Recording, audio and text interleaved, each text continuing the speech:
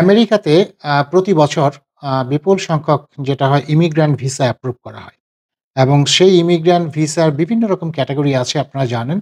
তো মেজর যে কয়েকটি ক্যাটেগরি আছে অর্থাৎ টোটাল যেই প্রতি বছর গ্রিন কার্ড যেটা বলি অ্যাপ্রুভ করা হয়, সেটা কোন ক্যাটেগরিতে কি পরিমাণ অ্যাপ্রুভ করা হয়। তো সেটির একটি স্ট্যাটিস্টিক্স আছে। ফ্যামিলি ইমিগ্রেশন সেটিতে সবচেয়ে বেশি পরিমাণ ইমিগ্র্যান্ট এখানে এসে থাকেন বা গ্রিন কার্ড পেয়ে থাকেন। তো ফ্যামিলি ইমিগ্রেশনে আমেরিকাতে 60% হয়ে থাকে ফ্যামিলি ইমিগ্রেশন। অর্থাৎ আমেরিকাতে প্রতি বছর ইমিগ্র্যান্ট ভিসা যদি ১০০ জন এসে থাকে তাহলে অ্যাপ্রক্সিমেটলি 60% হচ্ছে ফ্যামিলি ইমিগ্রেশন। এরপর হচ্ছে এমপ্লয়মেন্ট বেসড বা সেলফ পিটিশন যেটা আছে।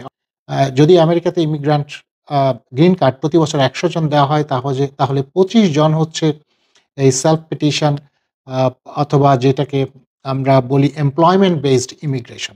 রিফিউজি বা অ্যাসাইলাম যারা সিক করে থাকেন 15% সেখান থেকে গ্রিন কার্ড পেয়ে থাকেন।